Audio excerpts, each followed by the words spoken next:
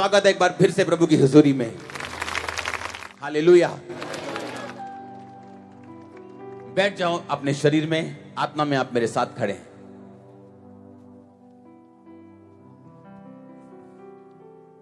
उठाओ अपने हाथों को, जो मैं सुनूं सो गुना फल लेके आऊं।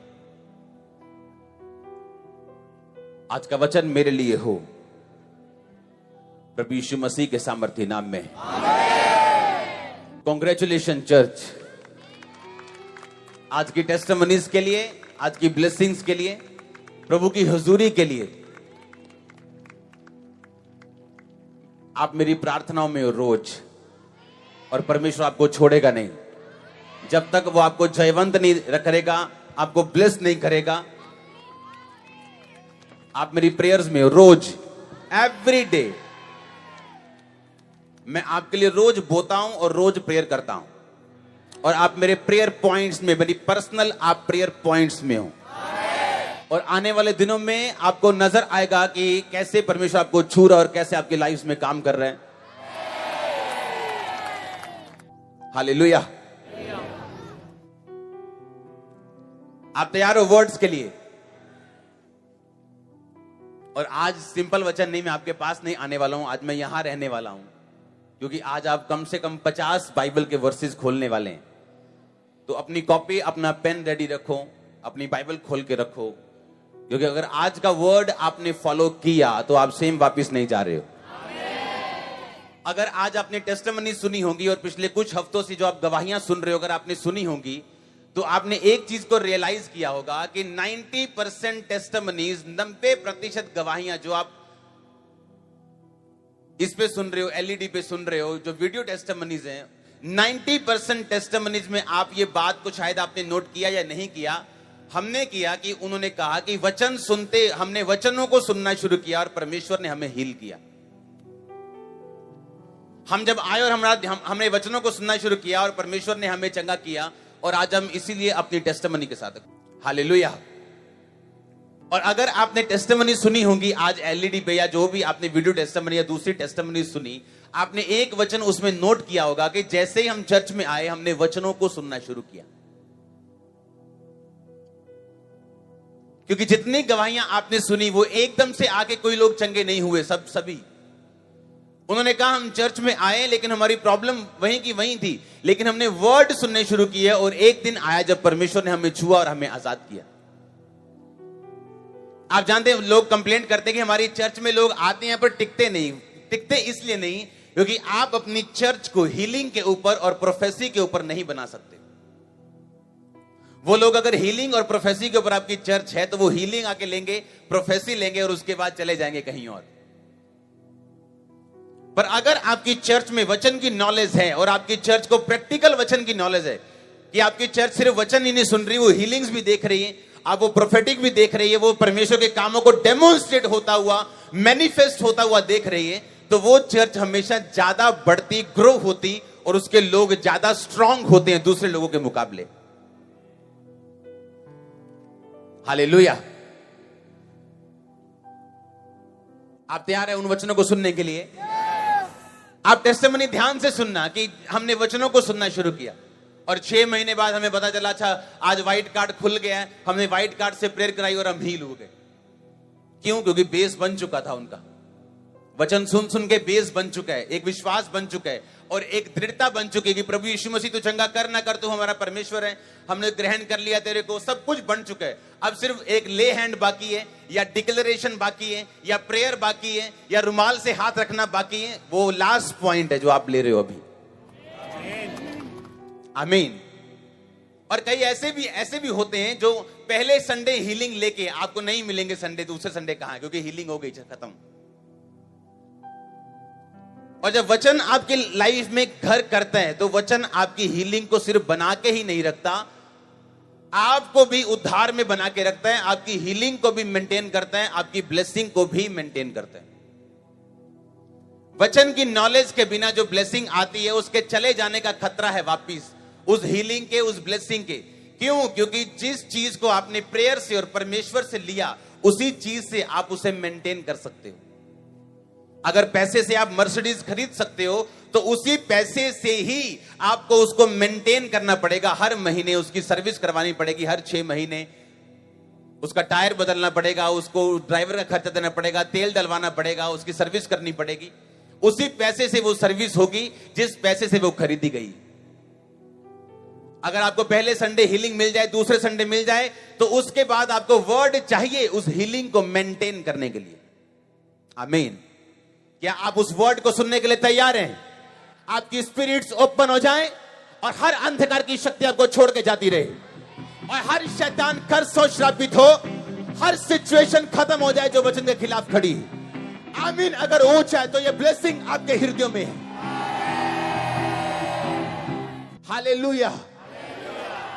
अपनी बाइबल को खोलेंगे सब जन। आप एक कॉपी, एक पेन अपने साथ रखेंगे और उस वचन की हेडिंग लिखेंगे, इनडिस्ट्रक्टेबल क्रिश्चियन। मतलब नाश ना होने वाला मसीही। मैं आपको वचन बताता जाऊंगा, आपने उसे लिखते जाना ताकि जब मैं नीचे आऊं आपने वो सब कुछ लिखा हो।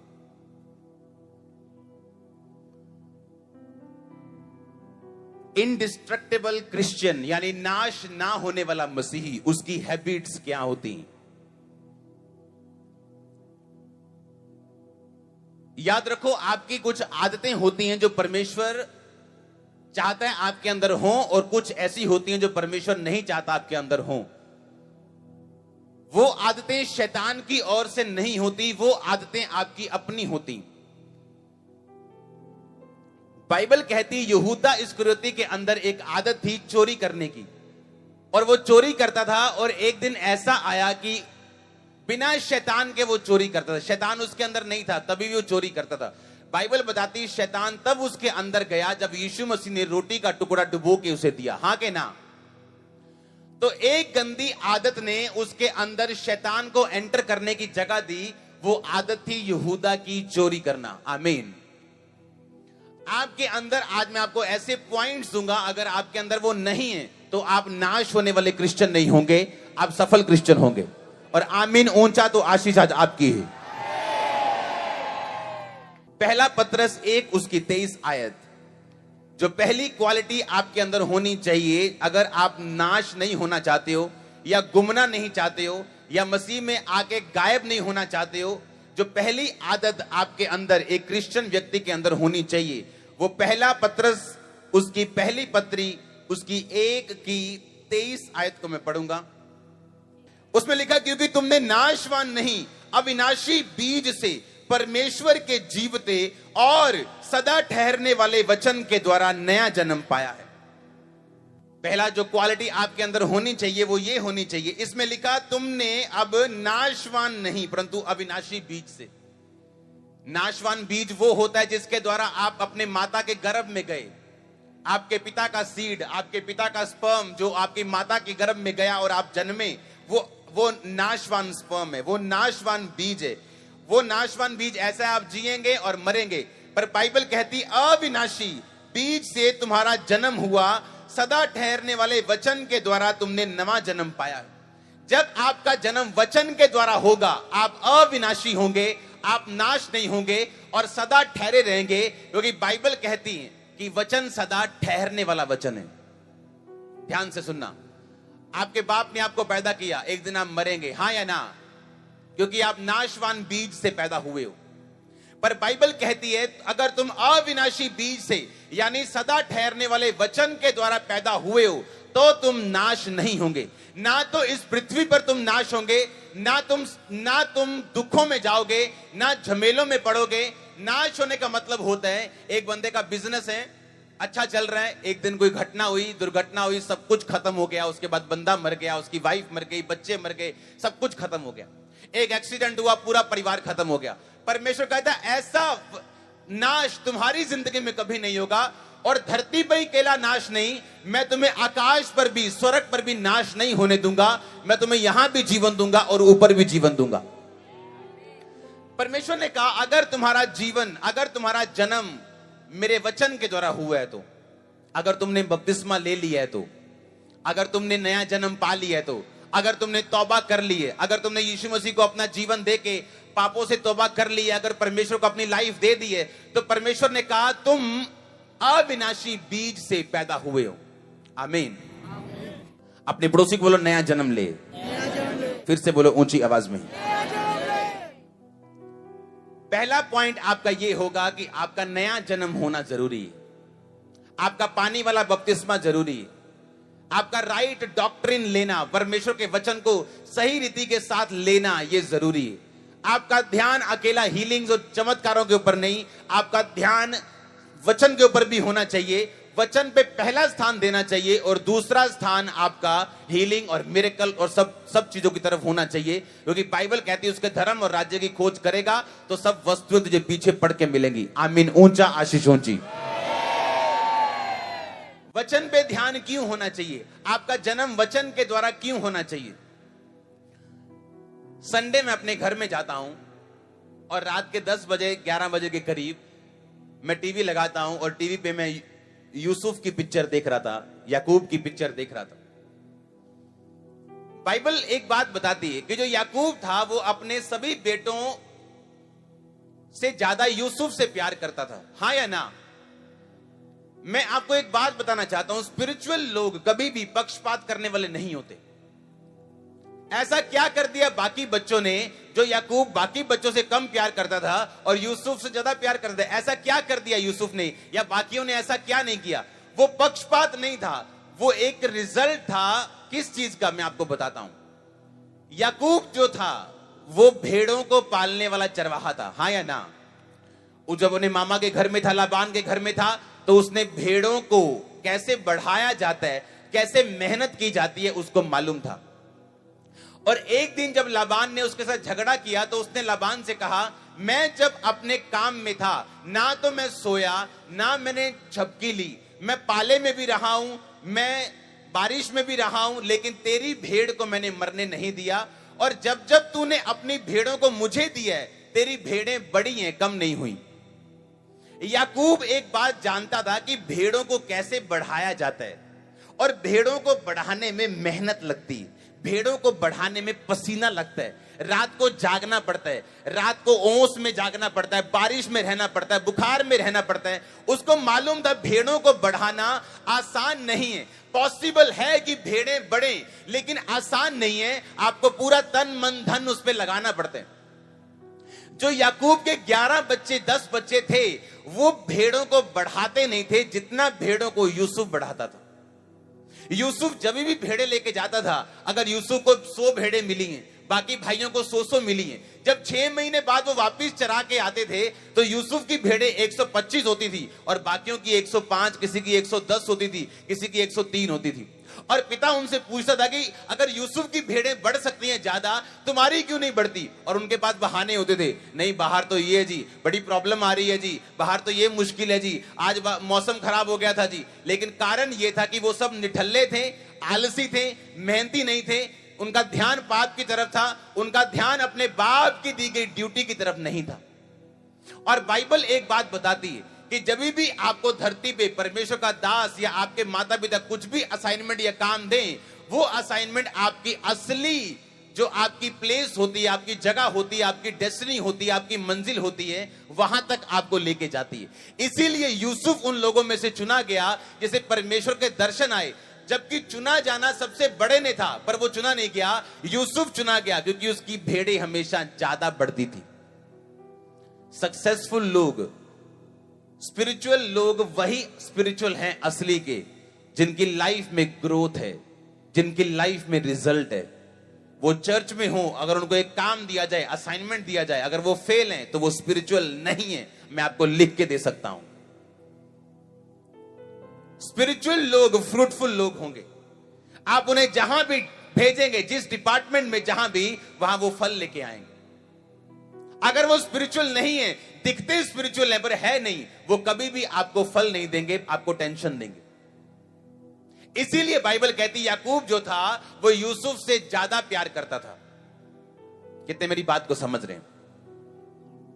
क्यों? याकूब का ध्यान वचन की ओर था, यूसुफ का ध्यान अपने बाप की गवाही और अपने स्वर्गीय पिता प्रभु यहोवा की गवाही और उसके वचन के ऊपर था और वो फल लेके आया। कितनों को समझ आ रही मेरी बातें? इसलिए मैंने कहा आपका वचन के साथ जीना जरूरी है।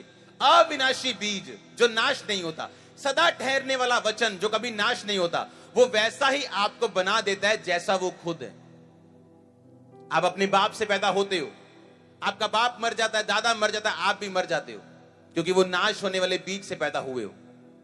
पर जब आप वचन से पैदा होते हो, आप नाश नहीं होते हो, क्योंकि वचन भी कभी नाश नहीं होता। आपके बाप की तरह आप लगते हो। जब वचन से पैदा होंगे, आप वचन की तरह लगेंगे, आप जीवित वचन बनेंगे, खुदा का जीवित वचन आप होंगे। मैंने कहा आज ध्यान से सुनने वाला वचन है। तो पहली आदत जो आपके अंदर होनी चाहिए, पहला काम जो करना है, आदत नहीं काम क्या है कि वचन के द्वारा आपका नया जन्म हुआ होना चाहिए। अगर वचन के द्वारा आपने जन्म पा लिया, आप नशा करने वाले नहीं होंगे। संडे कोई भी काम हो, आप प्रभु की हुजूरी में होंगे। अगर आपने वचन से जन्म पा लिया, आप अपने क्रिश्चियन जिम्मेवारियों के प्रति, चर्च की जिम्मेवारियों के प्रति आप वफादार होंगे। अगर आपने नया जन्म पा चुके हैं आप, तो आप परमेश्वर के साथ वफादार होंगे। आमीन। और उसके बाद अगर आपने नया जन्म पा लिया, वचन के द्वारा आप चल रहे हो, आप फेथफुल भी नहीं, अकेले नहीं होंगे, आप फ्रूटफुल भी होंगे, आप फल लाने वाले भी होंगे। और आपका बाप आपसे ज्यादा प्यार करेगा, आपको ज्यादा हर्ष के तेल से अभिषिक्त करेगा, बाइबल कहती है। कितने मेरी बातों को समझ रहे हैं? उसके बाद हम पढ़ेंगे भजन संहिता 65 उसकी 5 आयत। ये एक ऐसी आदत है जो एक क्रिश्चियन व्यक्ति के अंदर होनी चाहिए, और ऐसा क्रिश्चियन व्यक्ति जो अपनी लाइफ में परमेश्वर के बड़े बड़े कामों को देखना चाहता है। आज मेरे पास 2 बाइबल्स हैं, मैं साथ साथ खोलूंगा। पहला भजन संहिता 65 उसकी 5 आयत, दूसरा भजन संहिता 67 67 उसकी 2 आयत।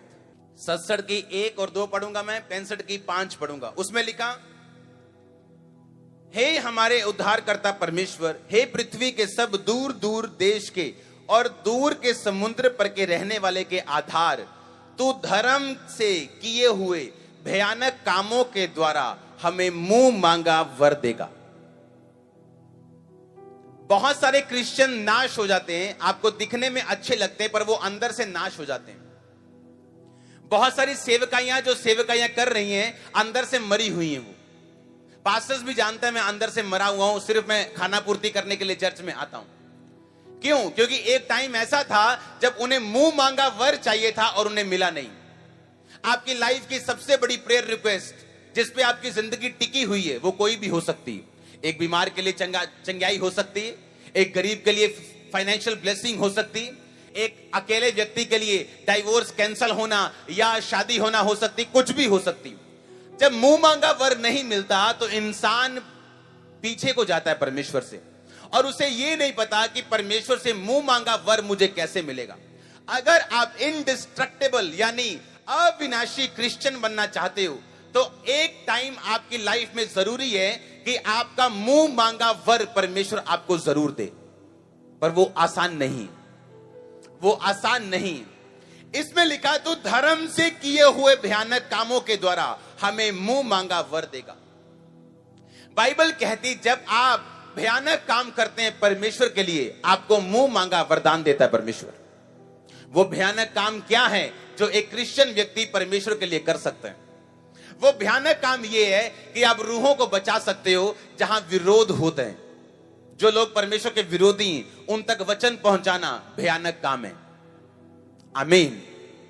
एक दिन मैं अपने वाइफ के साथ बैठा हूं और हमारे पास एक बैग था जिसमें पेमेंट पड़ी थी, और वो हमने बैंक भेजना था, और एक परमेश्वर का दास था, और परमेश्वर ने कहा कि ये पूरा बैग तूने बोना है।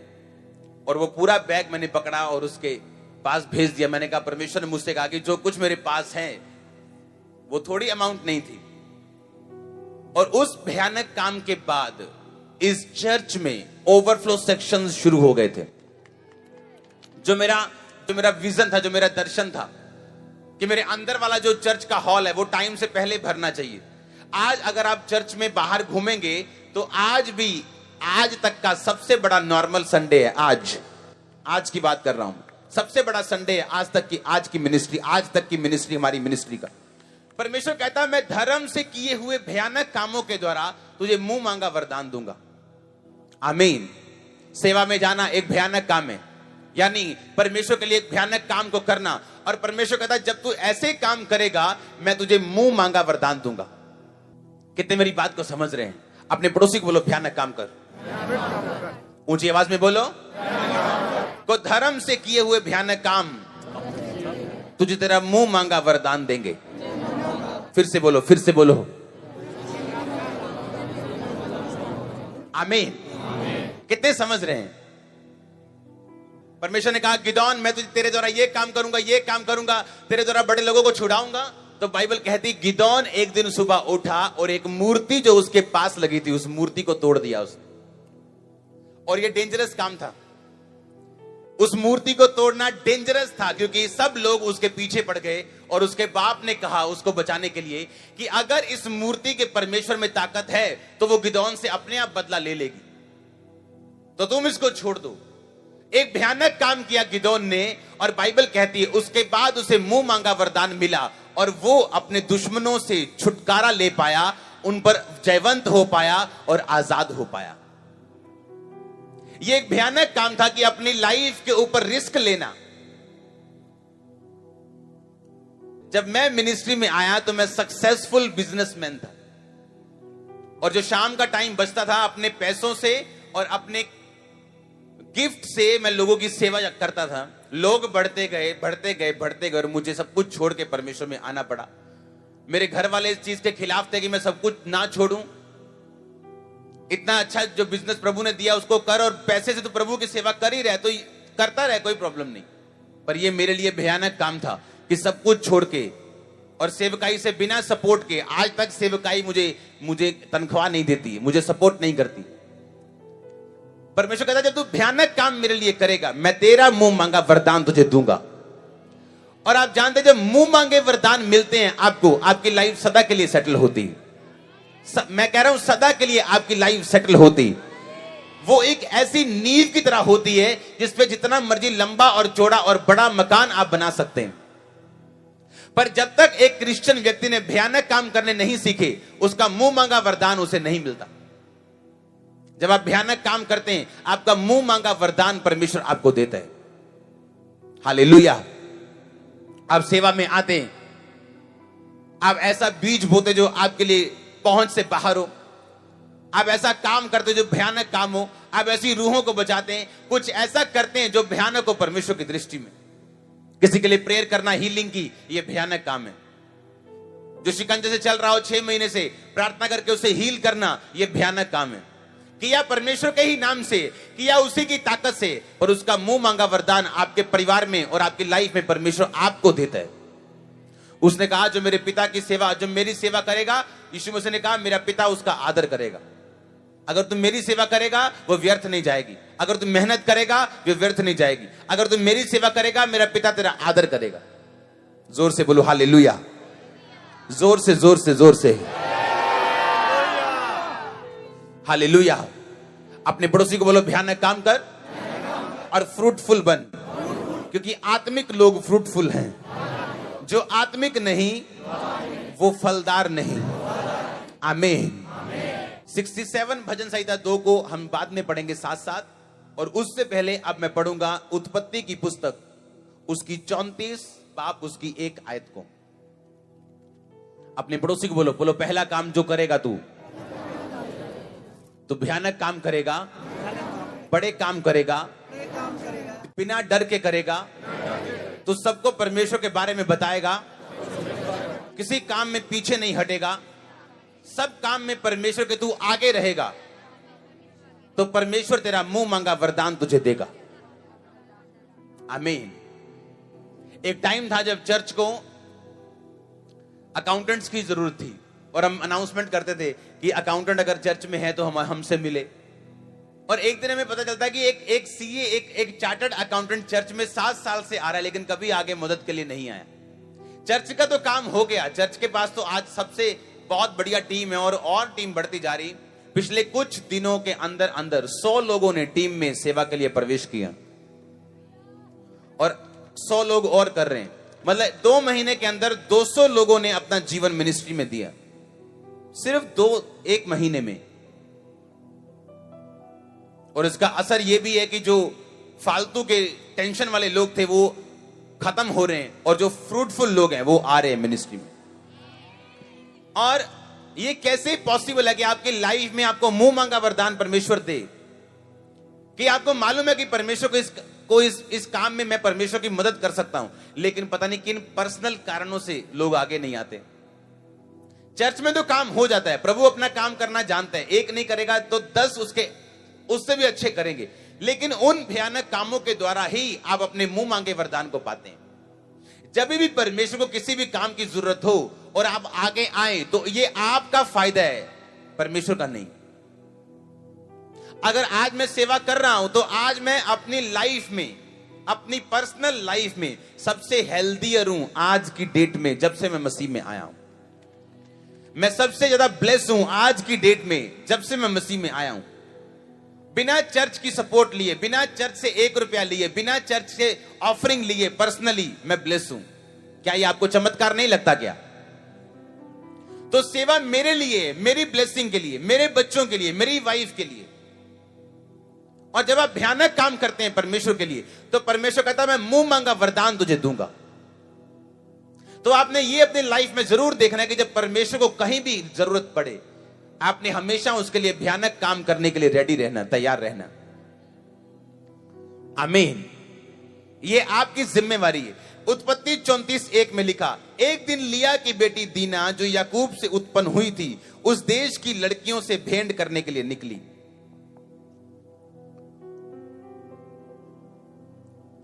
तब उस देश के प्रधान हित्ती हमोर के पुत्र शकेम ने उसे देखा, उसे ले जाकर उसके साथ कुकर्म करके उसे भ्रष्ट कर डाला। आपको अब ऐसा लगेगा कि याकूब की बेटी के साथ रेप हो गया, यह बड़ा गलत हो गया। हां, पर आपने देखा नहीं क्यों हुआ ये। लिया की बेटी दीना याकूब से जो पैदा हुई थी, उस देश की लड़कियों से भेंट करने को निकली। किस देश की लड़कियों से? अविश्वासी देश की लड़कियों से। अविश्वासी देश जो विश्वास में नहीं था, उन लड़कियों से भेंट करने को निकली। क्यों? दिल कर रहा था नई नई सहेलियां बनाऊं, नई नई बातें करूं, नई नई जवान हुई हूं, अलग अलग चलो मीठी मीठी खट्टी खट्टी बातें करते हैं, अच्छा लगता है, खेलते हैं, नई नई सहेलियों से मिलेंगे, नई नई बातें सुनेंगे, नया नया कल्चर देखेंगे, नए नए घूमेंगे फिरेंगे, ऐश करेंगे, है ना? और क्या। और बाइबल कहती वहां उसके साथ रेप हुआ। उस देश के प्रधान ने, यानी उस देश के आप कह सकते हो प्रधानमंत्री या राष्ट्रपति, या उस देश के राजा ने, उस देश का जो प्रधान था, उसके बेटे ने उसको देखा और उसके साथ कुकर्म किया। अगर आपकी संगति अविश्वासियों के साथ है तो आप कभी भी अविनाशी क्रिश्चियन नहीं बन सकते। आपके आसपास कैसे लोग होने चाहिए आपकी जिंदगी को बनाते या बिगाड़ते हैं? आपकी लाइफ के आसपास बाइबल कहती, पौलुस ने कहा, कहता अगर मैं तुम्हें यह कहूं कि तुम इस जगत में व्यभिचारियों, शराबियों, गलत काम करने वालों की संगति छोड़ दो, तो तुम्हें जगत से जाना पड़ेगा, क्योंकि ऐसा कोई जगत ही नहीं है जहां ये लोग नहीं। पर कहता मैं वो संगति की बात नहीं कर रहा हूं कि उनसे हेलो करना छोड़ दो, उनको बोलना छोड़ दो, उनको बुलाना छोड़ दो। कहता उनकी संगति मत करो। वो ताश खेल रहे हैं और तुम दारू नहीं पीते हो, तुम क्रिश्चियन हो, तुम उनके बीच में ताश कैसे खेल सकते हो? तुम उनके बीच में जाके कैसे 2-2 घंटे बैठ सकते हो? तुम कैसे उनके साथ काम कर सकते हो? कैसे उनके साथ भागम भगाई कर सकते हो? कहता तुम्हारा उनके साथ कोई नाता नहीं, मसीह का बलियाल के साथ कोई नाता नहीं, अंधकार की ज्योति के साथ कोई नाता नहीं, अविश्वासी का विश्वासी से कोई नाता नहीं, उनके साथ आसमान जुए में मत जुतो। बाइबल कहती तुम्हारा अविश्वासी दोस्त हो सकता है, तुम उसे हेलो कर सकते हो, फोन पे बात कर सकते हो, उसको यीशु मसीह के बारे में बता सकते हो, पर उसकी किसी आदत को तुम लेना शुरू कर दोगे अगर तुम ज्यादा उसकी संगति में रहना शुरू कर दोगे तो। चाहे आप जितने मर्जी अच्छे क्रिश्चियन, अच्छी चर्च में जाते हैं, अगर आपकी संगति सही नहीं है तो आप अविनाशी क्रिश्चियन नहीं बन सकते। आप ऐसे क्रिश्चियन नहीं बन सकते जिसको नाश नहीं किया जा सकता। हालेलुया। अपने पड़ोसी को बोलो, चूज फ्रेंड्स वाइजली। बोल, अपने दोस्त बड़ी बुद्धिमती के साथ, बुद्धिमानी के साथ चुनना। एक सलाह मैं आपको देना चाहता हूं, ध्यान से सुनना। अगर आपके दोस्त अच्छे नहीं, आपकी लाइफ कभी अच्छी नहीं हो सकती। मैं नाम नहीं ले सकता, मैं ऐसे लोगों को पर्सनली जानता हूं जिनके दोस्त कभी अच्छे नहीं रहे और खुद वो स्वर्गदूतों को जितना अच्छे हैं।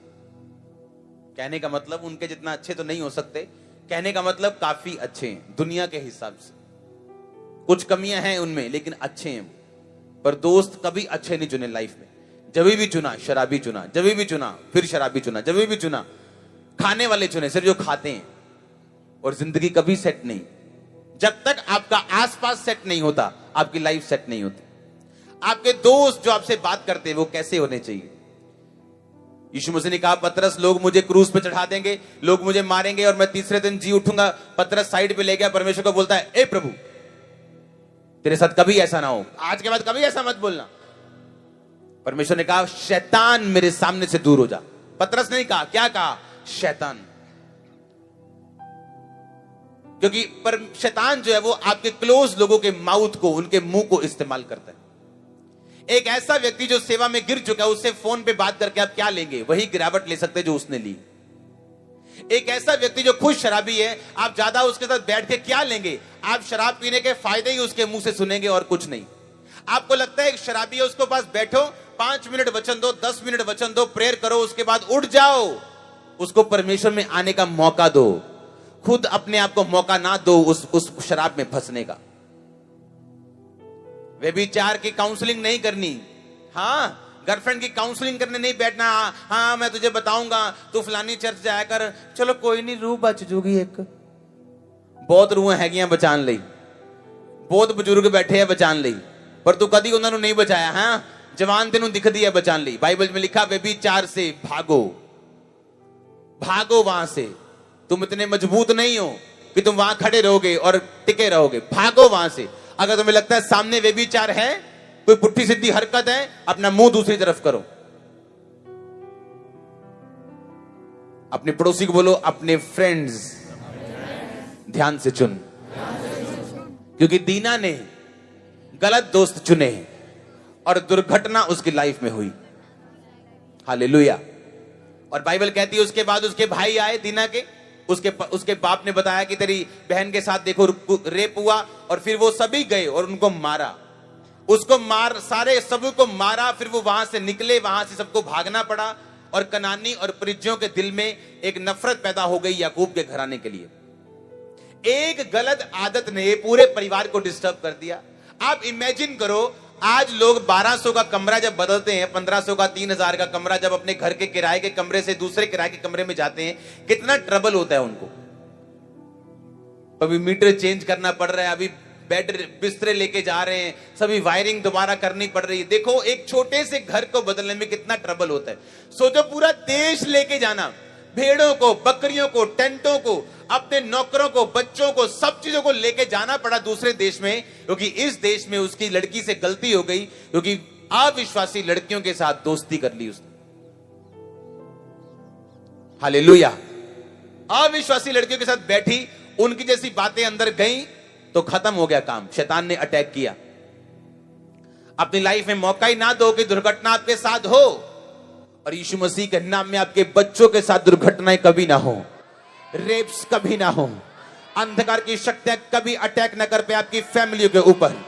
मैं यीशु मसीह के नाम से आपको आशीषित करता हूं। अगर आमीन, ऊंचा आशीष आपकी चर्च। Hallelujah, hallelujah. अपने पड़ोसी को बोलो, फिर से बोलो, दोस्त ध्यान से चुन। फिर से बोलो ऊंची आवाज में। आपकी लाइफ में कुछ लोग ऐसे हैं जो एक सीजन के लिए होते हैं, कुछ लोग ऐसे हैं जो कम टाइम के लिए होते हैं, कुछ लोग ऐसे हैं जो परमानेंट आपकी लाइफ में होते हैं।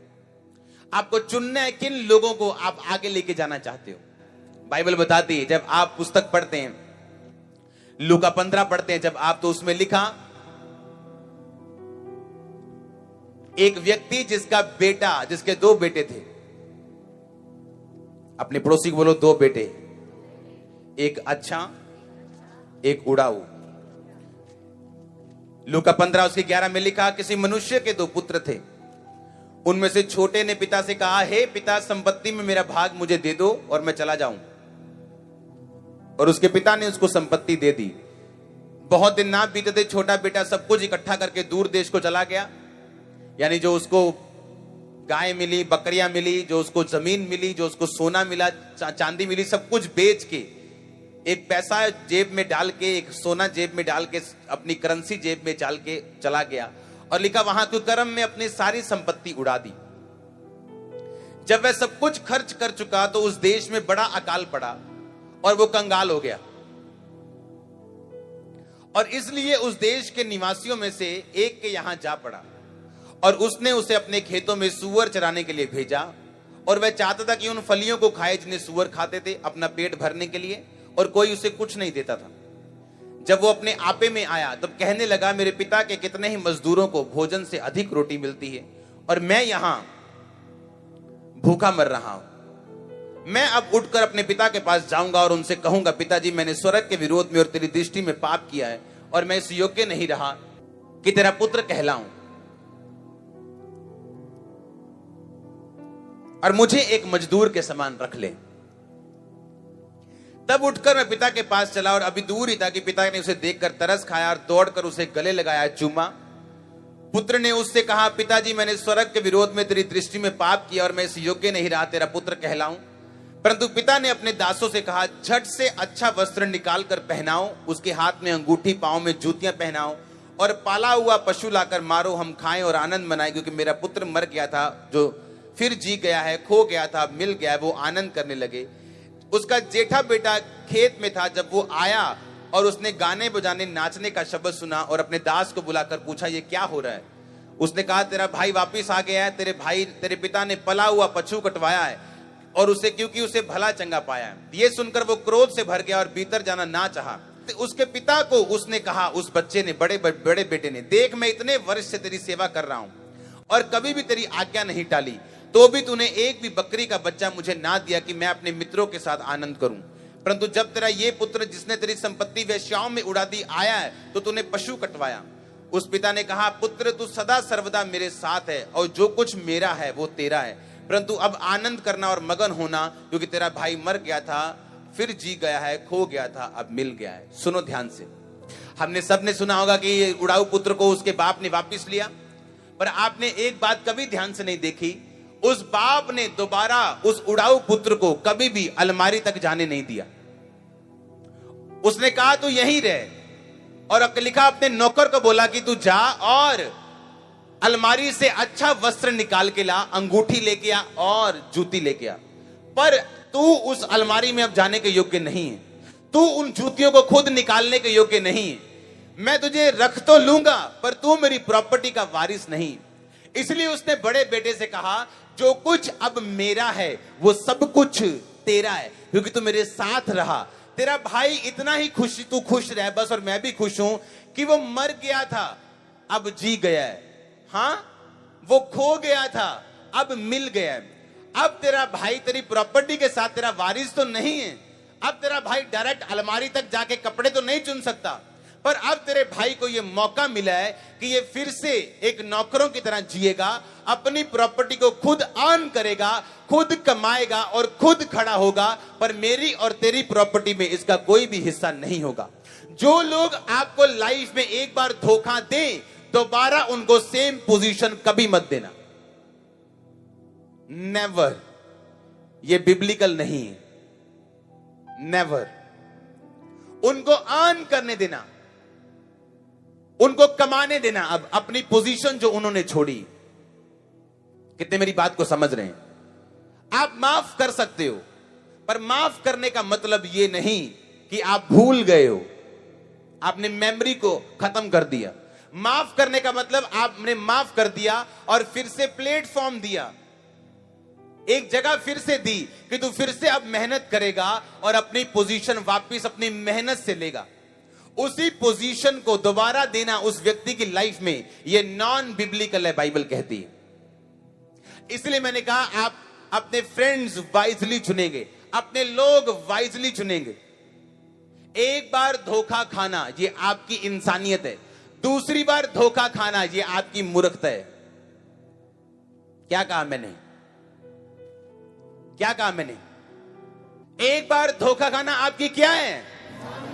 दूसरी बार धोखा खाना आपकी क्या है? मूर्खता। आमीन। एक बार धोखा खाना आपकी इंसानियत है, आप अच्छे हो दिल के, आपको धोखा मिला। दूसरी बार धोखा खाना आपकी क्या है? मूर्खता। अगर आपके दोस्त अच्छे नहीं, आपके आसपास के लोग अच्छे नहीं, आपको चेंज करना पड़ेगा सिस्टम, ताकि आप फ्रूटफुल ठहरें, आप शांति से रह सकें। आमीन। ऊंचा आशीष ऊंची। हालेलुया। मैंने पूरी स्टोरी इसलिए आपको बैठ के पढ़ाई है। आज मैं 2 बाइबल लेके आया हूं। उसने कहा जो कुछ मेरा है वो तेरा है बड़े बेटे, जो कुछ मेरा है वो तेरा है। पर अब तेरा छोटा भाई आया, मैंने इसको अंदर तो नहीं जाने दिया, डायरेक्ट अलमारी तक एक्सेस तो नहीं दिया, इसको सीधा जूते पहनने की आज्ञा तो नहीं दी, नौकरों को बोला कि इसको पहना दो, पर ये डायरेक्ट तो अंदर नहीं जा सकता जब तक ये खुद अपनी कमाई से अपने खड़े होके जो इसने गवाया, जो पोजीशन, जब तक ये खुद अर्न नहीं कर लेता। हालेलुया।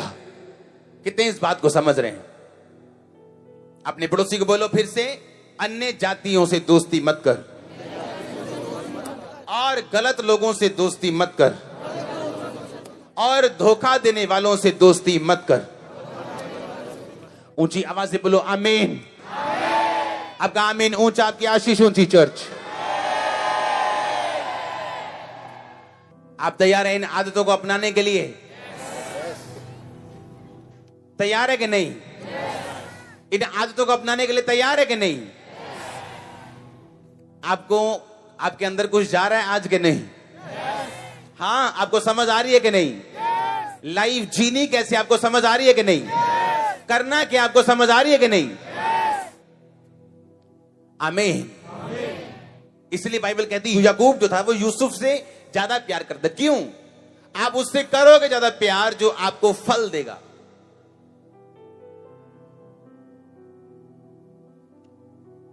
आज ऐसा एक भी काम नहीं है चर्च में जो मैंने ना किया हो।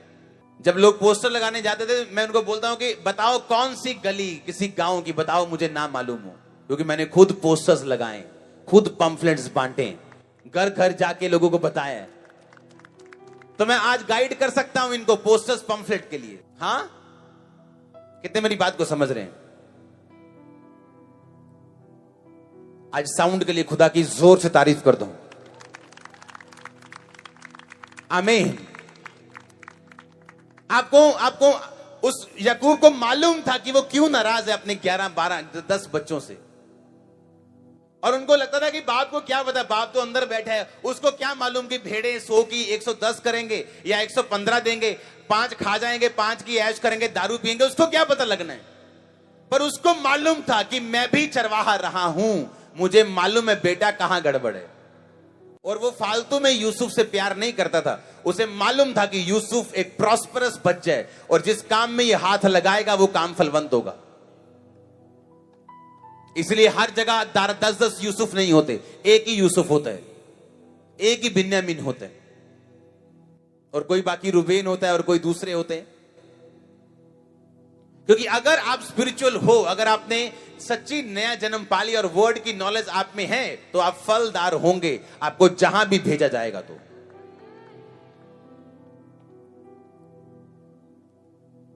हालेलुया।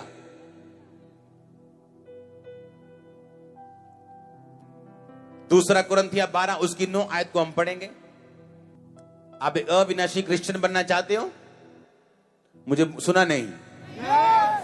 अगर आप क्रिश्चियन हो तो परीक्षाएं आएंगी आपकी लाइफ में। मैंने कहा अगर आप क्रिश्चियन हो तो क्या होगा? परीक्षाएं आएंगी आपकी लाइफ में, यह पक्की बात है। बिना परीक्षा के आप नहीं चल सकते।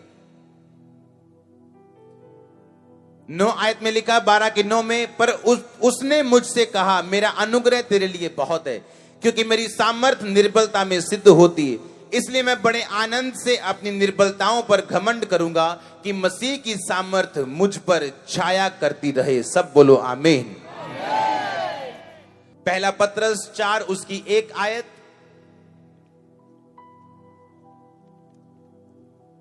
क्यों परीक्षाएं आपकी लाइफ में आती है, परमेश्वर बताएगा अभी इसमें। इसलिए कि जबकि मसीह ने शरीर में होकर दुख उठाया, तो तुम भी उसी मनसा को हथियार के समान धारण करो, क्योंकि जिसने शरीर में दुख उठाया वो पाप से छूट गया। इसी पत्रस की 5 बाब की 10 आयत को मैं पढ़ता हूं। अब परमेश्वर जो सारे अनुग्रह का दाता है, तुम्हें मसीह में अपनी अनंत महिमा से के साथ जिसने बुलाया है, तुम्हें थोड़ी देर तक दुख उठाने के बाद आप ही सिद्ध, सिथर और बलवंत करेगा। सब बोलो आमीन। आपको मैंने 3 वचन दिए। दूसरा कुरिन्थियों 12 उसकी 9 आयत, पहला पत्रस 4 उसकी 1 आयत, पहला पत्रस 5 उसकी 10 आयत, जिसमें स्पेशल लिखा हुआ कि मैं अपनी निर्बलताओं पर घमंड करूंगा। आपने सुना वचन मैंने क्या कहा? क्या करूंगा मैं? अगर कोई मुझे सता रहा है तो मैं इस चीज पे क्या करूंगा? घमंड करूंगा। अगर कोई मेरे खिलाफ है तो इस चीज के लिए मैं क्या करूंगा? कहता है जब जब मैं निर्बल होता हूं तब तब मैं बलवंत होता हूं।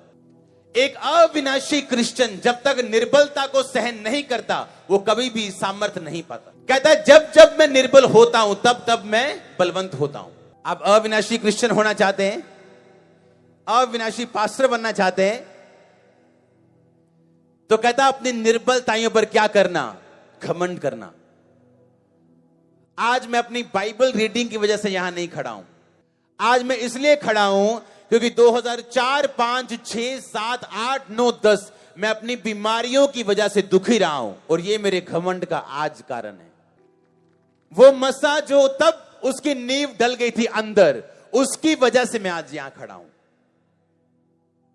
अब तो मैं बिल्डिंग को सजा रहा हूं, अब तो मैं अच्छे अच्छे बेड लगा रहा हूं, अच्छे अच्छे सोफे लगा रहा हूं, अच्छा इंटीरियर कर रहा हूं, अच्छी लाइटिंग कर रहा हूं, लेकिन जो स्ट्रक्चर था वो तब बना था। अब तो मेरा दिल करे तो मैं एक और मंजिल डाल लूं, दिल करे एक और डाल लूं, क्योंकि जो नींव बनी थी वो तब बनी थी। व्यवस्था विवरण 8 उसकी 2 आयत में लिखा, कहता परमेश्वर तेरा यहोवा तुझे जंगल के मार्ग में ले आया ताकि वो तुझे नम्र बनाए और तेरी परीक्षा करके जान ले कि तेरे मन में क्या क्या है। आप एक क्रिश्चियन व्यक्ति को तब नहीं जान सकते हो जब उसकी लाइफ में चंगाई की गवाही आ चुकी, बरकत की टेस्टिमनी है, हीलिंग की टेस्टिमनी, कैंसर से हील हो गया। आप उसके दिल को नहीं जान सकते, पर दो उसे बीमारी, दो उसे परीक्षा, करो उसका विरोध, करो उसको तंग, और जब तब मुंह से जो निकलेगा तब मालूम होगा तुम असली हो कि नकली हो। कहता जब जब मैं निर्बल होता हूं तब तब मैं बलवंत होता हूं। आज कोई निर्बल हो तो ये दुखी होने की बात जान पड़ती है लोगों में। जब आज उनको परीक्षा का सामना करना पड़े तो ये उनको दुखी होने की बात लगती। जब आज कोई घटना गलत हो उनके लाइफ में हो जाए तो ये उनको दुखी होने का कारण जान पड़ता है। बाइबल कहती दुखी नहीं होना, घमंड करना उस परीक्षा के ऊपर, क्योंकि वो तुम्हें बलवंत करने के लिए है। क्योंकि जब जब तुम निर्बल होगे तब तब तुम बलवंत होगे। कहता जिसने शरीर में दुख उठाया वो पाप से छूट गया। मिनिस्ट्री में पवित्रताई में खड़े रहना ये मुश्किल बात है, मैं आपको सच कह रहा हूं। अगर मेरे शुरुआती दिनों में परमेश्वर मुझे बीमारियों में ना रखता, मैं पवित्रताई में कभी ना रह पाता। उसने कहा जिसने शरीर में दुख उठाया वो पाप से छूट गया। कुछ लोगों को परमेश्वर फाइनेंशियली ब्लेस नहीं कर रहा आज, कारण वो नहीं, कारण उनका पाप नहीं, कारण उनकी कमी नहीं, कारण टाइम है ब्रदर्स। जब टाइम आएगा, सुनो, कि प्रभु को मालूम होगा कि 10 मिलियन, अब ये जो लाख मैं तुझे दे रहा हूं, तुझे शराब की ओर नहीं लेके जाएंगे, आएंगे, उसी दिन आएंगे। आमीन। सब लोग मांगते हमारी मिनिस्ट्री में ब्लेसिंग क्यों नहीं, हमारी मिनिस्ट्री में पैसा क्यों नहीं। जिस दिन हैंडल करना आ जाएगा पैसा, जिस दिन वो पैसा तुम्हें पाप की ओर नहीं लेके जाएगा, तुम्हारी मिनिस्ट्री में भी आ जाएगा। मुझे पोस्टर टीम मिली 6 साल, 8 साल, 10 साल पहले। मैंने कहा कितने का पोस्टर लेके आए हो? कहते 4.5 का। मैंने कहा महंगा है, तुम फलानी फलानी दुकान पे जाओ और अलग कागज लो और अलग से पोस्टर बनाओ। आ गए दोबारा, बंदा मिल गया जी, अब 2.5 का छपेगा। मैंने कहा छपाओ।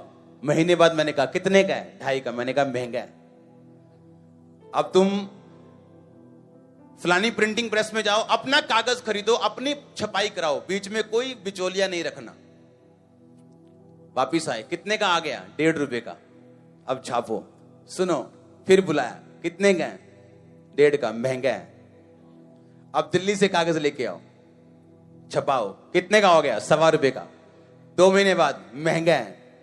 सुनो, मैंने अपनी प्रिंटिंग प्रेस खोल ली। सुनो, मेरी अपनी पर्सनल, चर्च का काम मैं फ्री करता हूं। अब जो पोस्टर 4.5 का पड़ता था, आज चर्च 65 पैसे का लेती है। सेम, उससे अच्छा। आपको पास्टर्स की जिम्मेवारी नहीं मालूम वो कितने कामों में। अब वो मेरा पैसा थोड़ी है वो कि मैं टेंशन क्यों लूं। चर्च का पैसा है, काम वो खत्म हो ना, मुझे मिलना है ना, मैंने 1 रुपया भी लेना है चर्च से। और प्रेस मैंने अपने पैसों से ली है और चर्च का काम मैं फ्री कर रहा हूं। आमीन। जब आपको हैंडल करना आ जाएगा, खुदावंद दे देगा। कहता जिसने शरीर में दुख उठाया वो पाप से छूट गया। ऐसा यूथ यहां पे है, ऐसे लड़कियां लड़के यहां पे हैं। अगर आज आपका विरोध होना बंद हो जाए, आप पाप में गिर जाएंगे। उस विरोध की वजह से आप बिजी हो, उस विरोध की वजह से आप प्रेयर में हो। जब आप फ्री हो जाओगे, आप गिर जाओगे। कहता जिसने शरीर में दुख उठाया वो पाप से छूट गया।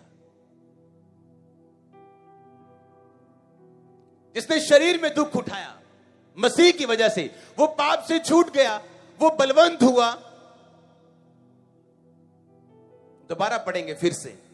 तो परीक्षा आज के जमाने में दुखी होने का रीजन नहीं होनी चाहिए। आप कोई स्पेशल गुनाह करके आए हो ऊपर से, बोलो भाई,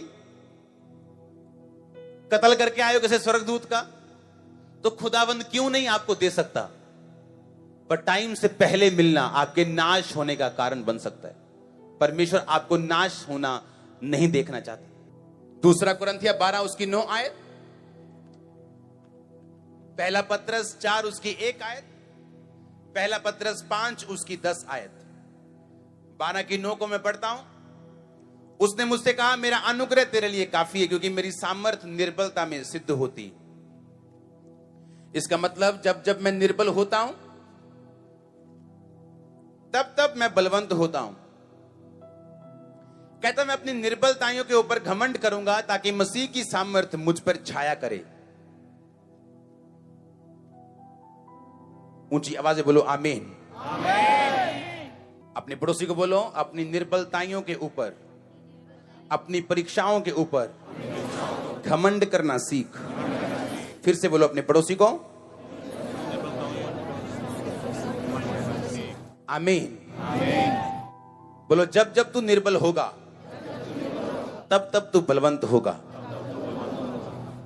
1 पत्रस 4:1 में लिखा, इसलिए कि मसीह ने शरीर में होकर दुख उठाया, तो तुम भी उसी मनसा को हथियार के समान धारण करो, क्योंकि जिसने शरीर में दुख उठाया वो पाप से छूट गया।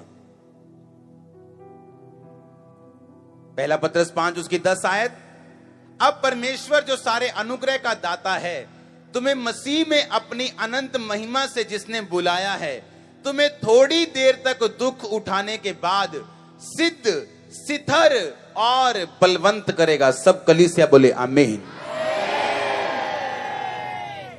तुम्हें थोड़ी देर दुख उठाने के बाद सिद्ध, स्थिर और बलवंत करेगा। अपने पड़ोसी को बोलो, थोड़ी देर दुख उठाने के बाद तुम्हें वो सिद्ध, स्थिर और बलवंत करेगा। अगर मैं सिद्ध, स्थिर को ही अगर मैं आपको एक्सप्लेन करना चाहूं तो मुझे 2 दिन चाहिए ये 3 वर्ड्स को एक्सप्लेन करने के लिए, लेकिन आज मैं उसमें नहीं जाऊंगा। व्यवस्था विवरण 8 उसकी 2 आयत में लिखा, स्मरण रख परमेश्वर यहोवा उन 40 वर्षों में तुझे जंगल के सारे मार्गों में इसलिए ले आया कि वो तुझे नम्र बनाए, तेरी परीक्षा करके जान ले कि तेरे मन में क्या क्या है, कि तू उसकी आज्ञाओं का पालन करेगा या नहीं। उसने तुझको नम्र बनाया, भूखा भी होने दिया, फिर वह मन्ना जिसे तू और तेरे पुरखा जानते थे तुझको खिलाया, इसलिए कि वह तुझको सिखाए कि मनुष्य केवल रोटी से नहीं जीवित रहता, परंतु उस वचन से जो यहोवा के मुंह से निकलते हैं जीवित रहता है। सब बोलो आमीन। आपकी परीक्षा बाइबल कहती है आपको सिद्ध बनाने के लिए, सिद्धर बनाने के लिए और आपको बलवंत करने के लिए।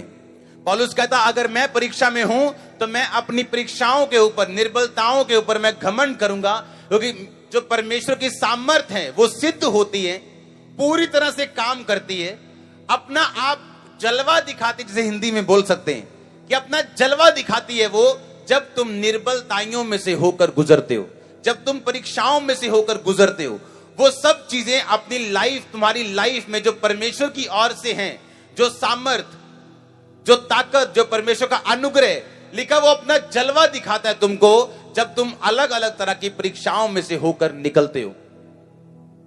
तो आज के बाद जब आप परीक्षाओं में से होकर निकलेंगे, दुखी होंगे कि खुश होंगे? इसलिए याकूब ने कहा जब तुम नाना प्रकार की परीक्षाओं में पढ़ो तो कहता आनंद की बात समझो। अपने पड़ोसी को बोलो आनंदित रहो। ऊंची आवाज में, ऊंची आवाज में फिर से बोलो अपने पड़ोसी को। अपनी परीक्षाओं में बोलो आनंदित रहे। अपनी निर्बलताओं, अपनी कमजोरियों के ऊपर घमंड कर, परीक्षाओं के ऊपर घमंड कर। आमीन। एक परीक्षा आपके पाप की वजह से आती, उस पर घमंड करने के लिए वो नहीं कह रहा। एक परीक्षा आपके परमेश्वर में पवित्रताई की वजह से चलने से आती, कहता उस पर घमंड कर। आपको ये छोटे दिन याद रह जाएंगे, सिर्फ ये आपकी गवाही के लिए। बीमारी वाले दिन सिर्फ याद रहेंगे आपको, आपको कलेश के दिन सिर्फ याद रह जाएंगे, आपकी गवाही के लिए। आप बड़े दिनों में एंटर करने जा रहे हो, आप ब्लेसिंग से बड़े दिनों में एंटर करने जा रहे हो। मैंने कहा आप बड़े दिनों में एंटर करने जा रहे हो, ब्लेसिंग से भरे दिनों में एंटर करने जा रहे हो। अगर आमीन हो चाहिए आशीष आपकी। हालेलुया। आप एक क्रिश्चियन हैं और आपको लगता है कि आपके बच्चे अभी छोटे हैं, अभी आपको जरूरत नहीं कि उनके दोस्त कौन है, उनकी सहेलियां कौन है। पर अगर आप सच्चे मसीही हैं, आपके बच्ची के, आपकी बेटी के कितनी फ्रेंड्स हैं आपको मालूम होना चाहिए।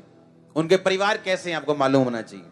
आपके छोटे बेटे के जो 7 साल का है उसके कितने दोस्त हैं आपको पता होना चाहिए। उन दोस्तों के बच्चे, उनके माता पिता कैसे हैं आपको मालूम होना चाहिए। हालेलुया। आप अन्य जातियों की संगति करके आप सफल नहीं हो सकते। जो लोग वफादार नहीं उनके साथ रह के आप सफल नहीं हो सकते। फ्रूटफुल लोगों को पास रखना ये आपकी जिम्मेवारी है, उनको चुनना ये आपकी जिम्मेवारी है। आमीन।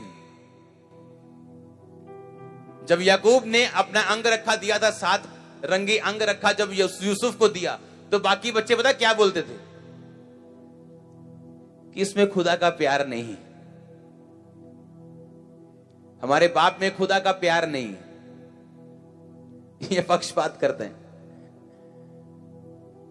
और याकूब को मालूम था कि यही असली हकदार है अंग रखेगा, तुम लोग नहीं।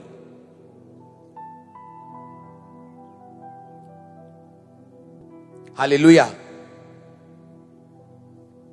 आपने लिखा अपनी कॉपीज के ऊपर, आपको भयानक काम करने लिखा कि नहीं लिखा?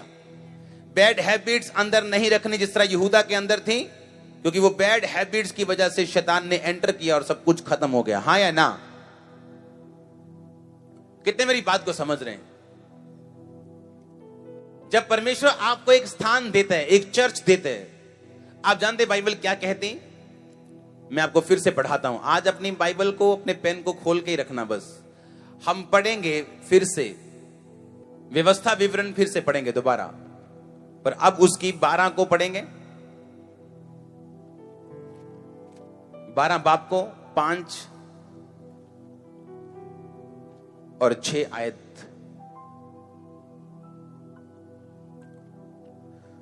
उसमें लिखा, किंतु जो स्थान तुम्हारा परमेश्वर यहोवा तुम्हारे सब गोत्रों में से चुन लेगा, वहां वो अपना नाम बनाए रखे और उसके उसी निवास स्थान के पास जाया करना। वहां तुम अपने होम बलि, मेल बलि, दशमांश, उठाई हुई भेंटें, मन्नत की वस्तुएं, स्वेच्छा बलि, गाय बैलों, भेड़ बकरियों के पहलौठे ले जाया करना। वहीं तुमको परमेश्वर यहोवा के सामने तुम भोजन करना और अपने अपने घराने समेत सब कामों को जिनमें तुमने हाथ लगाया हो और जिन पर तुम्हारे परमेश्वर यहोवा की आशीष मिली हो, तुम आनंद करना। सब बोलो आमीन। 11 आयत में लिखा, तुम निडर रहने पाओ, ताकि तब जो स्थान तुम्हारा परमेश्वर यहोवा अपने नाम का निवास ठहराने के लिए चुन ले, उसी में तुम अपने होम बलि, मेल बलि, दशमांश, उठाई भेंटें, मन्नतों की सब उत्तम उत्तम वस्तुएं जो तुम यहोवा के लिए संकल्प करोगे, अर्थात जितनी वस्तुओं की आज्ञा मैं तुमको सुनाता हूं, उन सबको वहीं ले जाया करना। वहां तुम अपने बेटे बेटियों, दास दासियों सहित परमेश्वर के सामने आनंद करना और सावधान रहना कि तू अपने होम बलियों को हर एक स्थान में जो देखने में आए ना चढ़ाना, परंतु उसी स्थान में जो यहोवा चुन ले, उसी स्थान में उन होम बलियों को चढ़ाना। परमेश्वर कहता, मैं एक स्थान चुन लूंगा और तुम उस स्थान में जाना। पौलुस कहता, एक कलीसिया इसलिए ज्यादा आशीषित थी क्योंकि उसने मेरे मिशनरी वर्क में मेरा साथ दिया। जब एक विश्वासी को परमेश्वर आशीषित करता है, वो उसको एक विजन देके आशीषित करते हैं। उसको पर्सनली वो नहीं चाहता पर्सनली ब्लेस करना, पर जब वो विश्वासी उसके दर्शन में एक मन हो जाता है, जो दर्शन रूहें बचाने का हो, जो दर्शन एक चर्च के ऊपर हो, तो बाइबल बताती उस दर्शन के कारण परमेश्वर विश्वासियों को भी आशीषित करता है और उन्हें आनंदित रहने की शक्ति देता है। उसने कहा, अपनी होम बलियों को जहां मर्जी मत चढ़ाना, जो स्थान परमेश्वर का चुना हुआ होगा उसी स्थान पर चढ़ाना। आप जानते हैं पतरस 47 साल का था जब परमेश्वर ने उसे चुना। उसका भाई आंद्रियास 49 साल का था, 49 इयर्स, और प्रभु यीशु मसीह उस समय 30 साल के थे। एक 30 साल के यंग लड़के ने, एक यंग बंदे ने 49 साल के डिसाइपल की अगुवाई की थी। जब परमेश्वर एक स्थान चुनता है, एक मैन ऑफ गॉड चुनता है, वो ना तो उम्र देख के चुनता है, ना तो वो एक्सपीरियंस देख के चुनता है। जब एक स्थान चुनता है, ना तो वो मशहूरी देख के चुनता है। जब खामरा में चर्च ओपन हुई थी तो लोगों ने बोला, पास्टर्स ने बोला, अरे कहां चर्च ओपन कर रहे हो? एक भी क्रिश्चियन, 2 क्रिश्चियन नहीं है खामरा में। आज यहां इंडिया में सबसे अधिक क्रिश्चियन हो चुके हैं। जिस गांव में 2 क्रिश्चियन, 4 क्रिश्चियन नहीं होते थे, 4 फैमिलीज नहीं थी क्रिश्चियन, कोई एक यहां पे एक वहां पे। परमेश्वर ने कहा, जो स्थान मैं चुनूंगा अपनी भेंटें वहीं लेके जाना, हर स्थान पे अपनी भेंटें मत देना।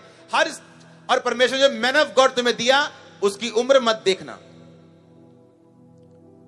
मूसा जब हाथ ऊपर करता था तो लोग जीतते थे, हां के ना? उसके हाथ नीचे होने शुरू हो गए और 2 सेवक आए उसके पास। एक हाथ एक ने उठा लिया, एक ने उठा लिया। आपको मालूम है तभी भी मूसा के हाथ नीचे होने शुरू हो गए थे। क्यों? जब मूसा के हाथ नीचे इसलिए हो गए थे, जो 2 सेवक उसके पास खड़े थे वो मूसा की अंडर आर्म में देखना शुरू कर दिया था उन्होंने। और जब मूसा की अंडर आर्म में वो देखते थे, मूसा अपने हाथ नीचे करता। मूसा शाही व्यक्ति था। और फिर मूसा ने कहा था कि मुझे अब बंदों पे भरोसा नहीं, 2 पत्थर लेके आओ, और पत्थरों पे हाथ रखे थे उसने। बंदे फेल हो जाते कई बार, और उसने पत्थर पे हाथ रखे, उसने प्रेयर की थी और हाथ नीचे नहीं गए थे। जो मैन ऑफ गॉड के नजदीक होते हैं लोग, वो उसको झांकते ज्यादा हैं। अच्छा, और मैन ऑफ गॉड जो होते हैं वो हमेशा लोगों से दूर रहना पसंद करते हैं। जो रियल वाले होते हैं, प्यार करते हैं लोगों से, प्रेयर करते हैं लोगों से, लेकिन उनको मिलना जुलना पसंद नहीं। क्योंकि जैसे ही 2 हारून आया, साइड पे एक और आया, उन्होंने जैसे ही उसकी बगल देखी, मूसा ने हाथ नीचे कर लिया और मूसा ने फिर कहा पत्थर, और पत्थर पे हाथ उसने रखा। समटाइम इंस्ट्रूमेंट्स जो हैं वो बेटर हैं बंदों से, टेक्नोलॉजी बेटर है, लोगों से। आज सबसे बड़ी चर्चें जो बन रही हैं वो असिस्टेंट पास्टर्स के बेस पे नहीं बन रही, टेक्नोलॉजी यूज हो रही। यहां बैठे हो टेक्नोलॉजी से सुन रहे हो, पीछे सुन रहे हो, गुरदासपुर में हजारों बैठेंगे इसी टेक्नोलॉजी से सुनेंगे। वो ये गहरी बातें हैं। जब तक परमेश्वर वो लोगों को खड़ा नहीं करता जो समझ ले कि हमारे लिए प्रिविलेज है काम करना, ऐसे लोगों को अपने पास कभी मत रखो जो ये सोचते हैं हम सेक्रीफाइस कर रहे हैं मिनिस्ट्री के लिए, वो बड़ा तगड़ा सेक्रीफाइस कर रहे हैं। ऐसे लोगों को कभी मत रखो, नेवर। वो आपको कभी रिजल्ट नहीं देंगे, क्योंकि मिनिस्ट्री में काम करना उनकी बरकत का कारण है, उनके लिए प्रिविलेज है, उनके लिए मौका है। वो नहीं करेगा, उससे बेटर बंदा उसकी जगह खड़ा होगा फ्यूचर में। और ऐसा ही होता है, और हुआ भी ऐसा है। कितने मेरी बात को समझ रहे हैं? हालेलुया। तो लिखा एक स्थान के साथ रहना जो परमेश्वर यहोवा तुम्हारे लिए चुन लेगा, तुम्हें आनंदित होने का वो कारण बना देगा। आमीन। तो ये बाइबल की स्टडी, गहरी स्टडी बताती है। इसी 12 के 19 में लिखा, और सावधान रहना कि जब तक तू भूमि पर जीवित रहे तब तक लेवियों को ना छोड़ना। हालेलुया। लेवी वो लोग होते जो परमेश्वर की सेवा करते थे उस टाइम। कहता सावधान रहना, जब तक तू भूमि पे जीवित रहे उनको मत छोड़ना। अपने पड़ोसी को बोलो, बोलो वचन से जन्म ले। आमीन। आज आपकी हीलिंग हो जाए, डिलीवरेंस हो जाए वचन के दौरान, प्रेयर के दौरान, और आपने बैप्टिज्म नहीं लिया, प्रभु के साथ नाता नहीं है, संबंध नहीं है, परमेश्वर को ग्रहण नहीं किया, तो वो चंगाई जाने का डर है, वो बरकत जाने का डर है। लेकिन अगर अविनाशी बीज से जन्म ले लिया, वो सदा ठहरी रहेगी। गंदी आदत आपकी लाइफ में ना होना, उसको शुरुआत में खत्म करना। यहूदा के अंदर गंदी आदत थी चोरी करना। छोटी छोटी चोरी करने के चक्कर में यीशु मसीह को बेच बैठा, शैतान एंटर कर गया उसमें। अविश्वासियों के साथ कोई लिंक ना रखना। दीना के घर में मुसीबत आई, पूरे घर को देश छोड़ना पड़ा, उसके साथ रेप हुआ। रीजन ये था कि अविश्वासियों के साथ उनकी संगति ये परमेश्वर को पसंद नहीं थी। परमेश्वर गंदे काम नहीं होने देता हमारी लाइफ में, पर अगर हम अपने बाप से दूर चले जाएं, जहां हम उसकी सुरक्षा से दूर हैं, तो बाप कुछ नहीं कर सकता अगर आप उसके कहने में नहीं है। तो शैतान उन गंदे कामों को करने पाता है अगर आप बाप से दूर हैं। तो अपनी लाइफ में फ्रूटफुल होना, फलदार होना, क्योंकि अगर आप रियल स्पिरिचुअल हैं, आप मल्टीप्लाई करेंगे अपने बिजनेस को, अपनी चर्च को, अपने काम को, अगर आप असली फलदार व्यक्ति हैं। सब बोलो आमीन। अपनी लीडरशिप पे भरोसा रखना, अपनी चर्च के ऊपर हमेशा अपने भेंटों को लेके आना ताकि आप सदा आनंदित रहें, और अपने मैन ऑफ गॉड के ऊपर फेथ करना, उसकी उम्र को ना देखते हुए बल्कि परमेश्वर के चुनाव को देखते हुए। ये आपको ब्लेस करता है। सब बोलो आमीन। अपने फ्रेंड्स को ध्यान से चुनना, अपने दोस्तों को, अपने आसपास के लोगों को ध्यान से चुनना। धोखा खाने के बाद सेम पोजीशन ना देना, और उसे ऑन करने की फिर टाइम देना और उसे माफ करना, ये आपके लिए जरूरी है। सब बोलो आमीन। अपनी निर्बलताइयों के ऊपर घमंड करना, अपनी प्रॉब्लम्स के ऊपर घमंड करना, ताकि आप सिद्ध होते जाएं, सामर्थ्य सिद्ध होती जाए, आपके लिए जरूरी है। शरीर में दुख उठाना ताकि आप पाप से छूट जाएं, आप सिद्ध, स्थिर और बलवंत हो जाएं, ताकि आप नम्र बन सकें, और परमेश्वर आपकी परीक्षा करके ये जाने कि आपके मन में क्या है। ये सब बातें आपके जीवन में होना जरूरी है। वो परीक्षा के कारण होती हैं, जब परीक्षा आपकी लाइफ में आती है तो। हालेलुया। पेपर होने हैं, बोलो अपने पड़ोसी को, नालायक के भी और होशियार के भी। सच कह रहा हूं कि नहीं? एक क्लास में 50 बच्चे हो, 5 महानालायक हैं, 5 महा होशियार हैं, 10 ब्रिलियंट है, बाकी 100 हैं। सबके पेपर होते हैं कि नहीं होते? आप अच्छे क्रिश्चियन हो, आप बुरे क्रिश्चियन हो, आपकी प्रेयर आधा घंटा है, आपकी 6 घंटे, परीक्षा सबकी होनी है। पर उस परीक्षा में आप कितने अलर्ट हो और प्रभु की आवाज कितनी अच्छी तरह सुन सकते हो, यह बहुत मायने करता है। इसीलिए पौलुस ने अपनी परीक्षा में सुना कि प्रभु मेरा कांटा दूर कर। परमेश्वर ने कहा मेरा फजल तेरे लिए काफी, मेरी सामर्थ निर्बलता में सिद्ध होती। अपनी परीक्षा के दिनों में क्या खुदा के वचन को आप जानते हो? क्या चर्च अटेंड कर रहे हो? क्या वचन सुन रहे हो? क्या अच्छी संगति में हो? क्या प्रेयर में हो? तो वो परीक्षा आपके आशीष का कारण बनेगी। आपका स्टेप लेना जरूरी है। अपने पड़ोसी को बोलो स्टेप लेना, प्रभु की ओर बढ़ना, ये जरूरी है। आमीन। आप जानते जब वचन के साथ आप जुड़ जाते हो, आपको प्रोफेसी के लिए जोर नहीं लगाना पड़ता, आपको फेसबुक पे नहीं जाना पड़ता, आपको याद नहीं करना पड़ता। आपको याद है मैंने एक प्रोफेटिक वर्ड दिया था कि बैंकों में बातें होंगी कि आपका मनी सेफ नहीं है, याद है कि नहीं? और उसी 2-4 हफ्तों में, पता नहीं महीने में खबर आ गई थी। उसके बाद कभी खबर आई नहीं। क्या आपको हैरानी नहीं होती? और वो प्रोफेसियां ऐसी नहीं जो मैंने बैठ के 4 घंटे प्रार्थना करके ली हूं। जो माई बुक ऑफ प्रोफेसी आप पढ़ते हो, जब मैं बाइबल पढ़ने बैठता हूं, अगर कल मैं बाइबल पढ़ने बैठा हूं तो मैंने 15 अध्याय पढ़े हैं बाइबल के, अलग अलग जगह से। और उन 15 अध्यायों में आपके लिए वचन अलग था, माई बुक ऑफ प्रोफेसी के लिए वचन अलग था जो परमेश्वर ने दिया, मेरी पर्सनल लाइफ के लिए अलग था, मेरी वाइफ के लिए अलग था, मेरे लिए अलग था। और जब इतना वचन के साथ आप जुड़ जाते हो तो प्रोफेसी प्रभु से लेना आपके लिए बड़ी बात नहीं होती, हीलिंग करना बड़ी बात नहीं होती। कितने मेरी बात को समझ रहे हैं?